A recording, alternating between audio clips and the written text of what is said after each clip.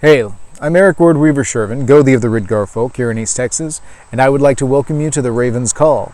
This is a show where I ramble on about different heathen-related subjects, just kind of whatever strikes my fancy, sets my mind on fire at the time. Big UPG warning at the beginning of the episode, like always. This is simply my take on heathenry and the world around me. I am by no means the end-all be-all authority on anything. I am not the Asa Pope or anything like that. I have no delusions of grandeur. I have my tribe, my hearth, and my ways, and I just do this for fun. And it seems to help some folks, especially a bunch of newbies like to see kind of what's here, because it's difficult these days to find seasoned heathens to talk to and spend some time with. So I completely get that and try to support them in ways that I can. So yeah, anyway, take what I say with a grain of salt. Understand that it is based on my experiences and my insights. It is not necessarily reflective of a hardcore Reconstructionist stance. It is not a fluffy bunny neo-pagan stance. I am somewhere in the middle. And that's just kind of, I'm very organic, tribally minded. I am not on the more racially charged side of things. I do not believe that ethnicity has anything to do with being heathen. So take that as it will. And yeah, so all my contact information is down below. You guys know how to interact. I am about 7 deep on my emails as far as things that I need to reply to right now.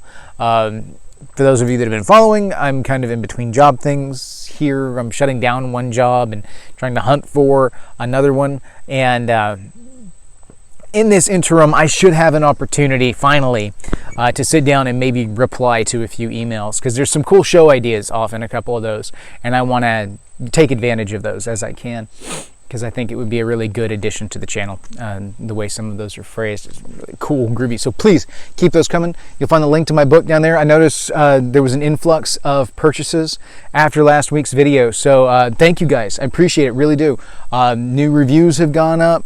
I was laughing. I put a post up on Facebook on the group the other day indicating, I showed a little snapshot. I've got several, like 7 or 8, I think 8 5-star reviews, and then there's like 1 2-star review. I was like, they didn't even leave a review though. It was just a rating, they rated it 2 stars. I was like, oh man, come on. I would love to have heard what they didn't like about it, as much as I really like hearing what you guys do like about it, but it is helpful to have some constructive criticism sometimes, and to know whether or not that was, just somebody who stumbled across it and it wasn't what they thought it was going to be, or if they really had issues, with my writing style or whatever. That would have been helpful. Anyway, so yeah, we'll see. So it's out there. All that contact information, links, all that stuff is down below. Feel free to hit me up, and I will get back to you just as quickly as I can, depending on what's going on the sidelines, which these days is a whole lot. But it's always that way, you guys. This is 2020. It's been ridiculous from the word go. I'm over 2020. I've had enough. So, on to today's subject. Now, today, I want to talk a little bit about a lesson that can be learned from the lore. A lot of times we talk about the lore and what the lore means. I've done a couple of lessons here and there on some specifics where I'll go back and pull specific stanzas from the Havamal or things like that and talk about, how this can be interpreted, what kind of insight we can gain from this, what value there is to the stories, because that's where we get our inspiration from the gods. That's where the gods reach down and teach us and touch our lives through these stories and through the luck and the inspiration that we get through them. You guys know my stance on creativity being a gift of the gods, which is why I'm very much, if you've got a creative outlet that speaks to you and seems to speak to your soul, engage in it, please. The creative aspect of humanity is a gift given to us by the gods, and it is imperative that we use that in order to gain that connection and to gain the wisdom and insight that the gods have set aside for us. So the lore is not written by the gods, of course. There's not some tome that is the story of Odin as written down by Odin, or even necessarily by Odin's Gothi or whatever. the lore are stories that have been passed down from generation to generation until they were finally codified. And they were codified in a couple of different ways. There's the Codex Regius, which holds most of what we know as the Poetic Edda. And that's a mixture of stories that were written down at some point in time. But it's unclear exactly when on some of them and exactly how. We have some theories on some of them. There's some really good articles out there on the author of the Voluspa and stuff like that. But nonetheless, there's still stories of our gods, about our peoples, and they were inspired by the gods, I believe. I think there's a reason that these stand the test of time. I think there's a reason that they exist. I think there is a reason that when these people were inspired to write these things down, they're the ones that made it. Because there were other things written down about our gods. Some of them more insightful than others. Some of them complete and total wastes of time. There's modern works of fiction that will never stand the test of time as lore for the gods because no one accepts it as lore for the gods. But these are accepted, and I think they're accepted for a reason. I think there is a divine touch to them in that I think they were the inspiration that came for these stories to be recorded, and perhaps in the creation of the stories in the original are indeed divinely touched. I do believe that the mythology itself is kind of a psychic echo of the creation mythology, how the worlds came into being. These stories are passed down for a reason. And I do believe there is truth in them. I very much do. So especially when I'm looking at the mythology surrounding the gods, there's a few on there that seem to be late additions, that it's fairly evident these were not part of the original workings and stuff like that. That doesn't make them any less valuable, per se, just because they're not as old. They still may be inspired by the gods. For instance, the theft of Thor's hammer is a late edition story, seemingly written mostly for comedic effect. Hence the Thor with the cross-dressing, the Loki poking fun, and serving kind of as this go-between of mischief and chaos. That particular story seems heavily influenced by humor and seems to serve a very specific purpose. But there's still some things that we get from there. For instance, that is one of the points where you have reference of the hammer being used in a marriage ceremony for blessing and fertility purposes. That's recorded right there in the story. And it's something that has been used since then because I do believe there is some truth to Thor's hammer, both being an act of aggressive defense and having the blessings of the fertility, because Thor is a god of the common man, the working man, the farmer, the man who's toiling, the blue-collar god, if you will. And hashtag blue-collar god, like that. Anyway, this is Thor, and this is kind of personified in that moment where his hammer is utilized as a blessing. Now, albeit, it serves the literary purpose, the narrative purpose of putting the hammer back into Thor's hand, so then he can, smite all the giants with Mjolnir, and we go on about our business, and we have a happy ending to this god story where it has, poked fun at Thor for a little bit, but in a lighthearted, good-hearted way. It's nothing that's permanently damaging, nothing that is too negative, but still has that comedic effect, and kind of Thor is one of those that can be the brunt of a joke and still not lose anything as a god because he is so endearing and so powerful and so connected, I think, to the common folk. I think a lot of people see a piece of themselves in some aspect of Thor. And so these are ways that, the lore itself is inspired by the gods. So let's go ahead and jump into the story that I think I want to touch on right here. And this is going to be the story of it's not the full story. It's just a snippet of a story that I think personifies something that I'm experiencing right now. And I know a number of you have told me you are as well. So I wanted to touch on a point in the mythic narrative where we see some interesting things. All right. So we're going to look at the story of the mead of poetry, of Arthrorir, of Gunnlod's Gord, of Odin seeking out the mead of poetry. Now, this is after the Kvasir stuff. This is after the mead has been brewed. This is after the mead has ended up in the hands of the giants. And that, Odin is seeking this mead out. So he's going out to find it. And he knows where it is. He knows that he's got to go and seek this one giant. And that it is held in a cave. But Odin, being the crafty one that he is, knows that he can't just walk in the front door and get his hands on it. It doesn't work that way. He's going to have to come at it from a different angle. And so the point of the story that I want to focus on is this point where, in preparation for going in and getting what he needs, in the forefront of everything, before there's any payout, before he even knows if this is going to be a viable option or if something's going to work or not, Odin, I believe under the name of Bulwark, comes up and it comes across these giants in a field, and they are threshing grain.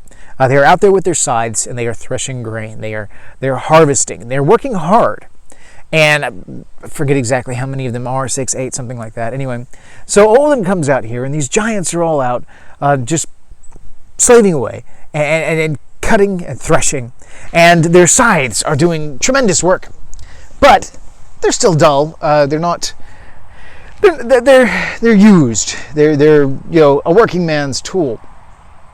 So Odin, being the sneaky one that he is, steps out and calls the attention of the gods, to the giants, and calls them over. And in so doing, Odin pulls out of his pocket a whetstone. Whetstone's used to sharpen blades, especially working blades and things like that, rough edges. And so he pulls out this whetstone, and it's not just any whetstone. This is a blessed whetstone. This is the whetstone of the Aesir. It's a work of mystical, magical art. And so he offers to sharpen the blades of a couple of these, and they sharpen the blades, and they go out and see how amazingly the scythes now cut. But of course, the edge doesn't hold. They have to go back and resharpen it. But for the time that it's there, they're doing a tremendous amount of work. And so they covet this. They want this now. He has shown them something that they want, and now they want it. And now they're going to come clamoring to him to try and get this blessing again.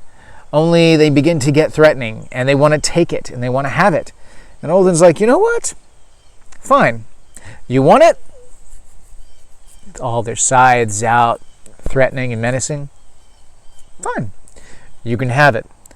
Chunks the whetstone into the air, and as he does, they all clamor and go for the whetstone, and then turning with the angle, they all turn and their scythes chop each other's heads off, and in one toss of the stone, Odin has slain an entire field's worth of giants. Now he goes on to work the fields in the stead of these giants. The whole thing was a setup so that he could slay these giants and then take over their duties and ingratiate himself upon the host of the land, who is the brother-in-law of the giant that actually has, I think Suttung, actually has the mead of poetry, and his daughter Gunnlod is the one that is holding it in this little cave that they have set up. And of course, Odin tricks the brother into helping him get into the cave after Suttung says, no, absolutely not, you cannot have it. And then Odin sneaks in as a snake, lays with the daughter, steals the mead of poetry, flies back to Asgard, drops some on his way, which is where we get the gift of poetry and creativity. There's also the gift of bad poetry, which comes out the other end. And of course, then he gets back and harvests the mead of poetry for his people. So that's just to give some closure to the story. But the gist of all of this is, in that one moment, there's something that absolutely fascinates me. Because, there's the sneakiness of getting into Gunnlod's cave. There's the conniving nature of planning and plotting. And I love these things. They show a wit and wisdom and intelligence that is far beyond that of the giants. And the giants are not portrayed as being stupid by any means, just that Odin is more wise and more powerful and more sneaky. He's just more. And that's why he's Odin. But in the beginning of this, we come across a scene that is as simple as giants working in a field, toiling away, doing what they do. They're harvesting grain, one of the most mundane things that could possibly happen. And everything hinged on this one moment, because Odin needed this one instance in order to ingratiate himself upon the brother. In order to get into the giant circle to begin with, he had to have that in. And the only way he could have that in is by playing the psychology of the giants at play in the field. The ones that were just toiling away, doing what they do, playing on their greed, playing on their avarice, playing on their ravenous want and desire for this thing that would make their jobs easier. And it works. But it's a gamble. It is a gamble. There's no way that Odin could have 100% known they would respond that way. There's no way Odin in that moment could have 100% known they would have turned in such a way that the sides would kill all of them. We've established before the gods are not omnipresent, omnipotent, or omniscient. And as such, the gods don't know. There are things that the gods take risks on in creating. And this is a moment of risk. This is a moment of gamble. We witness Odin lay a plan, take a gamble, watch the gamble work, and then ride that con all the way in. Because he started in that one moment a wave of cause and effect, causality, that will follow all the way to him stealing the mead and taking the mead home. At this point, it was do or die. He was in it, and he was good to go. Now, don't get me wrong. Up until the point that he, sorry about the camera there, that he slid into the cave as a snake, he still could have backed out. But everything hinged on the Whetstone incident. And so this fascinated me. I keep coming back to the Whetstone incident and exploring why this stands out to me. And then I began to realize that despite all of the machinations that we may put into place, despite all of the plans, all of the worrying, all of the forecasting, all of the predicting, all of the Rube Goldberg-like devices that we design, that everything has to fall into place for us to be able to do this, there is that moment, like the most famous Rube Goldberg puzzle contraption that most people know is mousetrap, because that style of trap is known as the Rube Goldberg device, and it is this triggering of, it's a purely kinetic, one thing triggers the next, and there's, once put into motion, everything systemically comes to pass, being triggered by the previous effect until you reach an end goal. In Mousetrap, the game, you tip this off, and then all of a sudden there is this, if you twist a thing, the boot kicks the bucket, and the bucket sets off this marble. It's actually a ball bearing for the weight and density, and then it goes through and it triggers everything until at last the net comes down and catches the mouse. So there's all of these unrelated events that lead to and are essential for the final thing, which is the net falling on the mouse. The stealing of the mead of poetry is a giant Rube Goldberg device, because everything is triggered off by the one moment that Odin throws the stone in the air. Even when he's talking to the giants, when he does everything else, he lays out the plan, he builds everything, he can still stop it. He can still stop it at any point. The minute he throws the stone in the air, it is on. That is the Leroy Jenkins moment of this story. I know I'm dating myself with a lot of these metaphors and examples, but I don't care. You'll get it. If you don't get it, I don't have anything for you because I don't have a current gen version of any of this. I know there are some. I just don't know what they are. So, the gist here, there is this moment where Odin decides to throw the stone in the air. This moment where he's like, okay, I have a plan. This is the moment where potential energy becomes kinetic energy. This is the point where potentiation becomes reality. This is the point where skuld becomes Vertandi on its way to becoming Urd. This is the moment in causality where action takes place. This is weird. in the moment, in action. All the possibilities of future, they're not real yet. They haven't come into being. Everything that's in the past is there. There's nothing you can do about it. This is weird. This is action. This is amazing. Because in that moment, he throws the whetstone in the air. As simple a thing as that, throwing the whetstone in the air is what sets off everything that results in him getting the mead of poetry and giving a gift to all of us and giving a gift to the gods. So we owe everything with regards to poetry and Odin's inspiration in that respect to the moment he threw the whetstone in the air. And that's the lesson that I want to take from this. That's what I want to gain from all of this, is the understanding that there comes a point where you stand on the precipice, where action needs to be taken, but it is scary. It's terrifying because you have all of these plans. You know the ins, you know the outs. What happens if? You have the best laid plans of mice and men. Yes, the best laid plans of mice and men oft gang a glen, oft go awry, and that is that moment where everything could go perfectly right or perfectly wrong, or just fuddle its way through and still work out in the end. It's terrifying.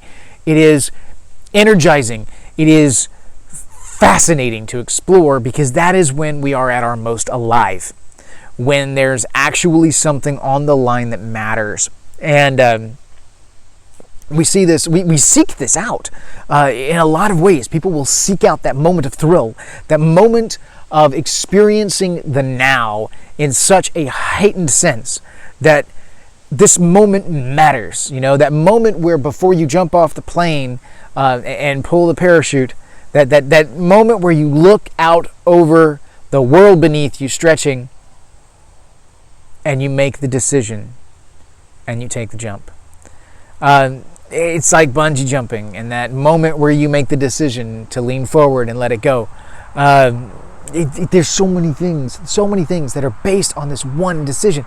But it's not just the thrilling good things. Things go a myriad of different ways. It's like the old battlefield where the warriors are lined up, the soldiers are lined up, they've got their muskets trained on each other. And then the shot that's heard round the world is fired. And we're at war. Because one person is all it took. They took the shot. They threw the stone. Whether they meant to or not is irrelevant at that point, because it happened. It is now Orlog. It is now in Urd's domain. There's nothing you can do about it. Nothing you can do about it. But it happened in that moment. And in that exact moment, we see the magic that is Odin throwing the stone into the sky. Is it good? Is it bad? Will the plan go according to plan? Will it all go awry? We don't know. We do not know. That is a moment of absolute temporal uncertainty. And it's magical. And that's to think what Odin could have been thinking the moment he threw that in the air. Is it a certainty? Is it a surety that he knew exactly how this was going to play out because he'd done the math? What if something had gone awry? What if one of the giants had turned the opposite direction? What if he had come out there and there hadn't been the right number of giants? What if they had seen through his ruse and attacked him instead? What if they hadn't cared in the first place? What if the stone was meaningless to them? What then would he have done? He would have had to have come up with a different plan, taken a different action. But even if he created a different plan, a different action, he still has to take that first step. He still has to push the button. He has to take that first action that sets things in motion. He has to turn the dial so it kicks the boot and sets the marble off, and then the net comes down 10 minutes later. These are the kind of things that I look to in the lore. And we hear people talk all the time about lessons that they can learn from the lore. We look at the Havamal and we learn things like moderation. We learn things like hospitality, trustworthiness. We learn to be aware of our surroundings, to take care of ourselves, to protect ourselves, things like that. We do all of these things. We see all of these things in like the Eddas. And we look at the sagas and we see how archheathens may have lived their lives, or at least during the time of the conversion. immediately before and immediately afterwards, we get some very interesting insights. We get some religious practices. We get to see them throw god posts into the ocean and set up their home where the god posts come to lay. We get to see them do things like take down the dragon heads so they don't scare away the Vetir. We see them exercise hospitality. We see them exercise Gaius, like with Raffenkel, Freysgodi, where he has to kill this individual because he violated the Gaius of you cannot ride Freyfaxi because Freyfaxi is sacred to Frey. I mean, we see these things play out, and they're incredible. There's much that we can learn about the way things were seen, and then, of course, we have to filter with what's been influenced, where the syncretism is, things like that. But then there are these little moments that people don't necessarily stop and really explore, like the tossing of the stone, and what the tossing of the stone means. Because it's not a simple moral of the story kind of thing. It's not one of those where you can sit here and say, well, the moral of the story is this. Obviously, the crux of the story is Odin getting the mead of poetry and taking it back to the tribe. The moral of the story is that, at some point in time, the gods will do whatever is necessary to provide for the tribe themselves. And so they work.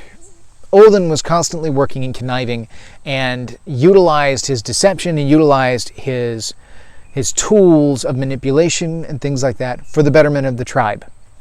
Because that's what the mead of poetry meant. He could bring that back to the tribe, and the tribe would be better for it. Now, our benefit through this story is something of a happenstance and accident, but that's typical with these kind of stories. It's entirely possible that's a later edition. I don't know. It could be just some insight from the author themselves writing it down, and they felt particularly poetic in that moment. And but the modality of dropping the mead and everything it's cliche for a reason. So, but the gist of it being that Odin went out and stole the mead of poetry and brought it home to the Aesir. He didn't drink it all.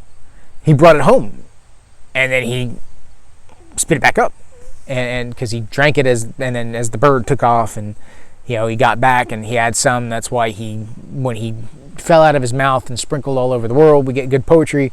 When it came out the back end, we get bad poetry. Haha, funny metaphor. Got it. But then he comes back to Asgard and to the Aesir, and he regurgitates it, and then it is there. They have the mead of poetry.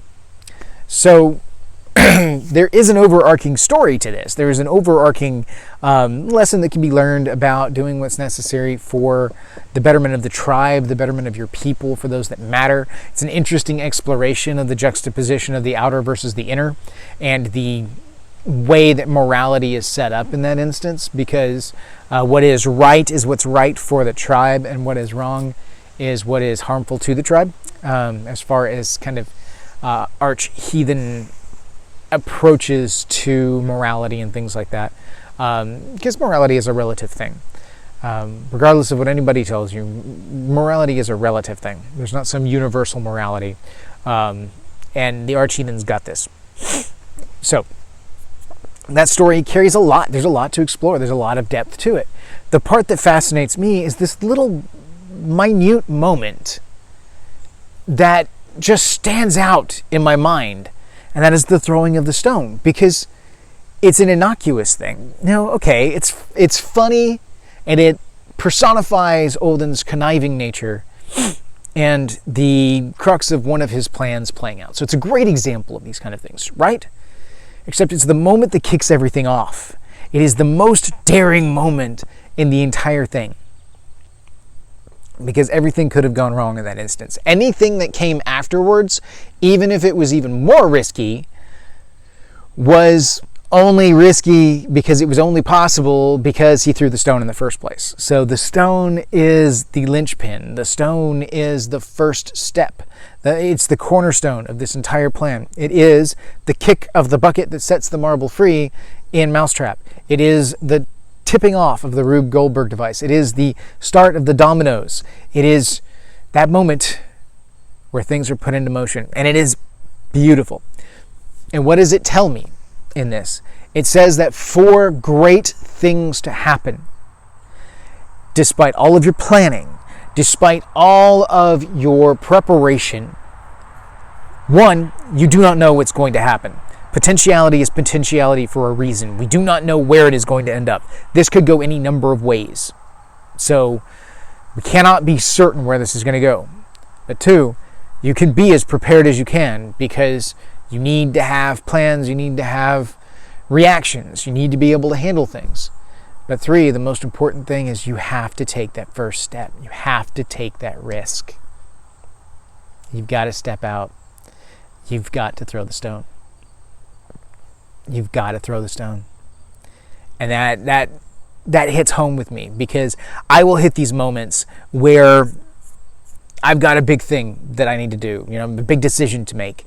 And I'll hem and haw, and I'll go back and forth over the pros and the cons. Is this right? Is this not right? I don't want to make the decision because I'm terrified I'm going to make the wrong call.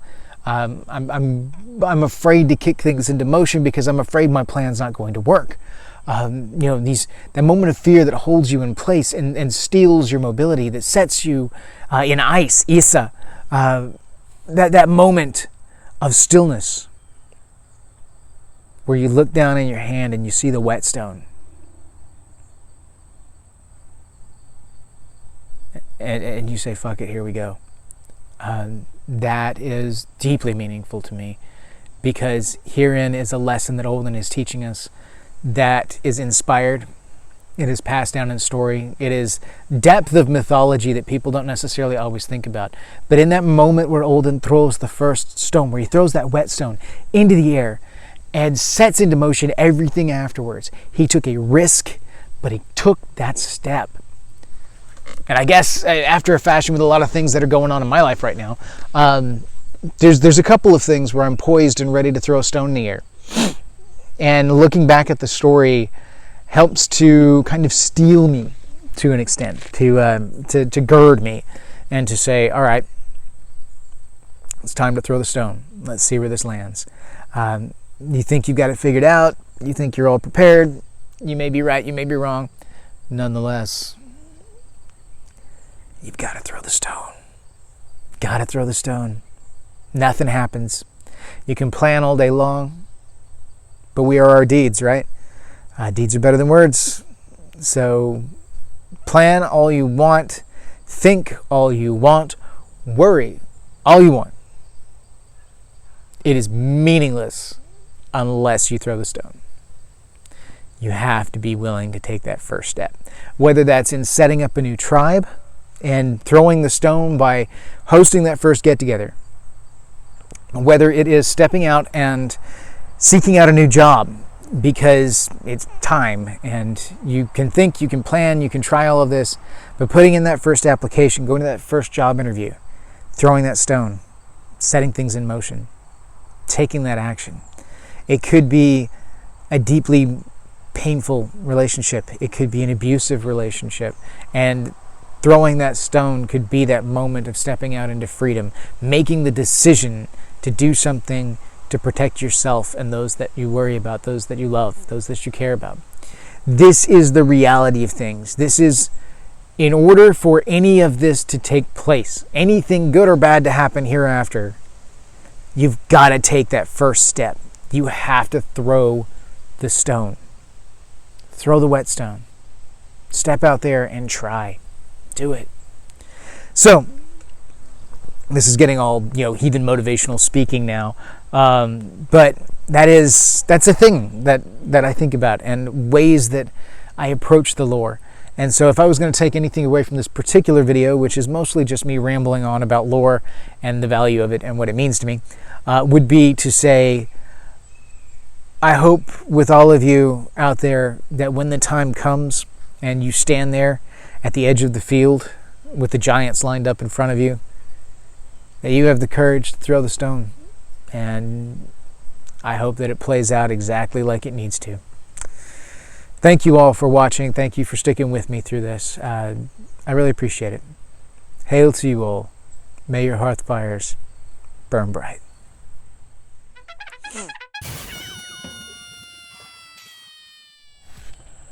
let's give this a shot, shall we? Tell you what, this week has been tough.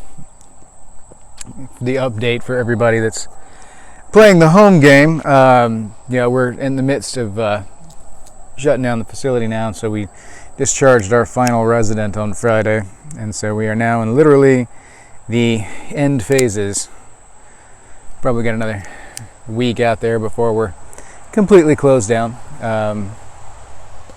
It might take us a week and a half to get everything out of there, but I doubt it. So, busy week this week, and kind of an emotional week.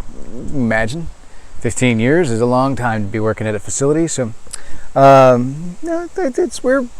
all gonna miss it, I think. So anyway, fishing out my matches here.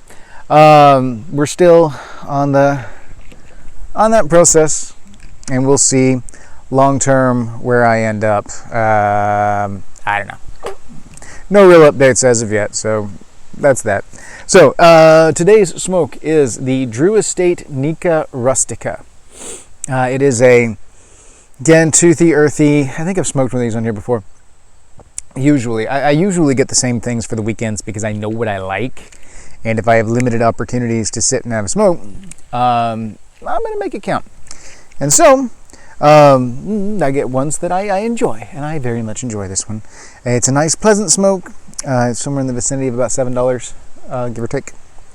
And it's toothy, earthy, hints of leather, a little bit of spice to it. It's got a good flavor in the mouth. I like them.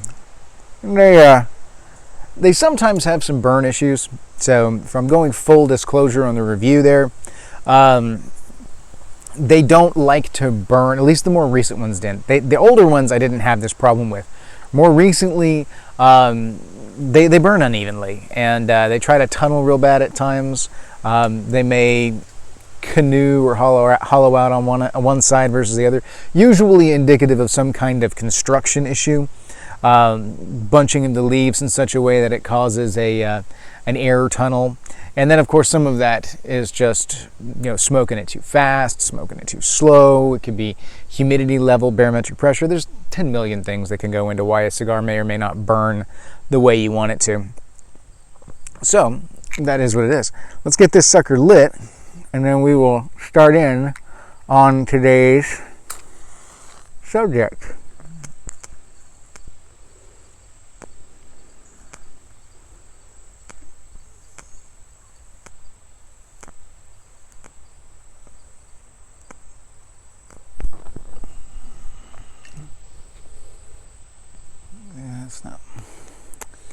I've got like a stack of like 7 emails sitting in my box that I really need to get back to. And I will, but as you can understand, now is not.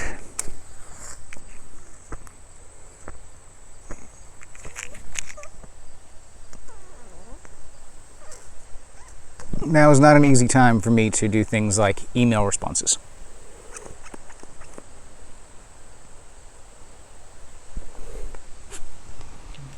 I'd love to, and I'll get to, because I'm going to take some downtime between jobs, I think, maybe about a couple of weeks, because one of the opportunities that I have on the horizon wouldn't start till the beginning of November anyway.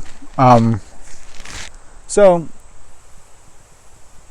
I've got some land clearing and things like that. I want to clean up this brush line and stuff. Plus I've got some other projects out here that desperately need attention, and I may actually take a couple days in there to go see some of my family, which I'm sure some of y'all out there are having similar issues. There's just not enough time to tend to the people that you love, and there's some very key individuals in my life that need a little bit more attention than what they've been getting lately. So yeah, that's going to be on the docket, but I should have in that opportunity some avenues of I think to reply to some emails and maybe to shoot a little something extra here and there. We'll go with that anyway. So, without any further ado, we can go ahead and jump into today's episode. So, we'll be live in 3, 2, 1. Let's jam. Of the mead of poetry. Matter of fact, we're going to pause. We're going to pause. That's a good spot to pause. So, because I can't stand a relight.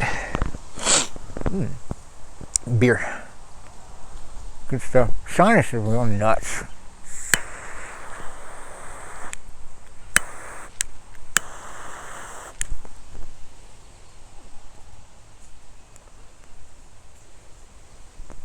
Spending too much time inside. I need some outside, some daylight. So this is nice. I mean, I'm in the shade, but still, it's nice.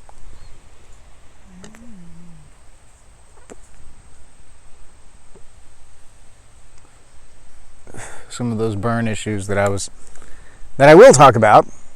No, wait, no, we're in the blooper section. So yes, that I just talked about a few minutes ago. This is time travel stuff, guys. Time travel.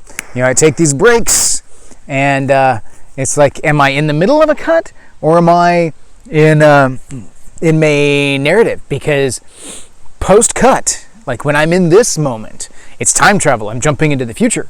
But when I am not in cut mode, I am in this weird kind of current time, but it's still future. So it's future and distant future, but now and not and past and weird and I don't know, and it's crazy. So I can talk about stuff like, I can say something in 5 minutes, but because I'm in the cut right now, I can say that in 5 minutes I will say this, but at this point in time I will have said this, but at the point that I'm filming this, it hasn't happened yet. Wibbly wobbly, timey-wimey stuff. Love it. Anyway, just because I need stuff like that. Anyway, all right, we're back in 3, 2, 1. Let's jam. Burn on the cigar thing. Here is, if I can get it to focus, you can see how it's rolling high on one side and burning down more on the other.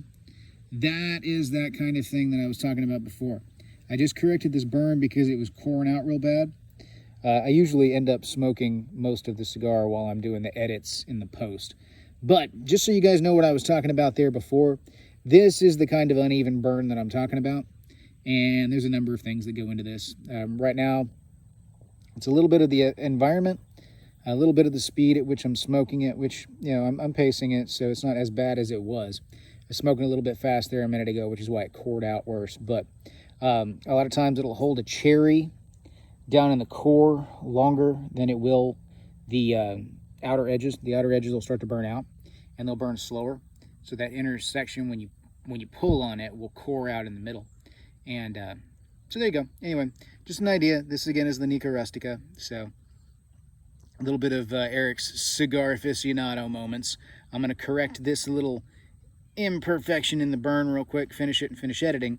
But I figured, heck, I'd show you guys what it's up and let you know a little bit about the cigar nature. Again, this is the bellicoso, or the belly. Just snip a little bit off the end there. So there you go. All right, cool. Thank you, guys.